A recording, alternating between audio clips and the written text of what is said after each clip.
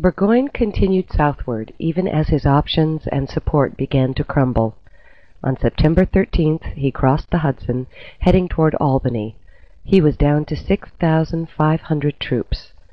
Waiting for Burgoyne was American General Gates with 7,000 men. Gates was entrenched in Bemis Heights, and Burgoyne elected to attack. Burgoyne sent 2,000 men under General Fraser on a flanking movement to the west, and then toward the American line. The main attack was to take place by General Hamilton's forces in the center, and a third attack was to proceed straight down the river road. Burgoyne was handicapped by his limited knowledge of American positions.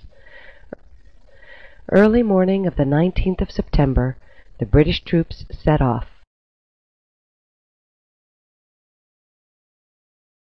The Americans became aware of the British movements, and at the insistence of Arnold, Gates agreed to send a force out from the fortification to determine British intentions.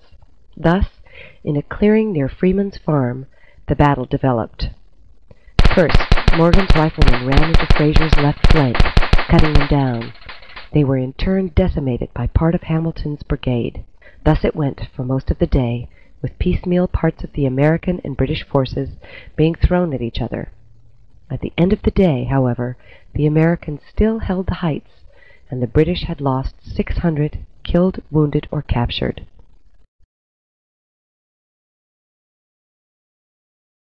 Time was not on Burgoyne's side.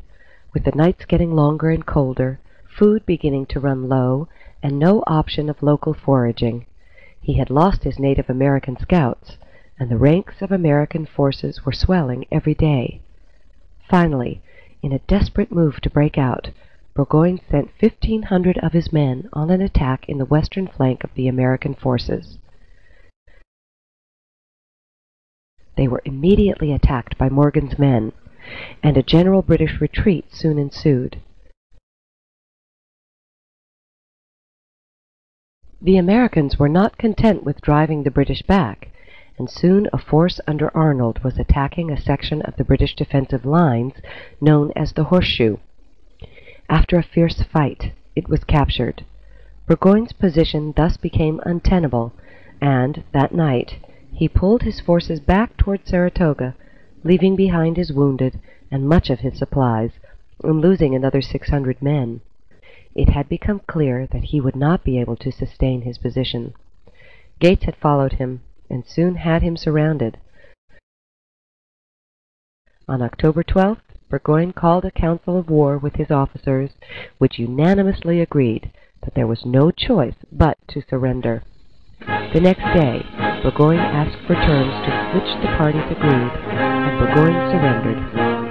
1/4 of the British troops in North America had been captured. The effects were far-reaching, for the American victory had convinced the other European powers that an American victory was possible, and aid was soon forthcoming.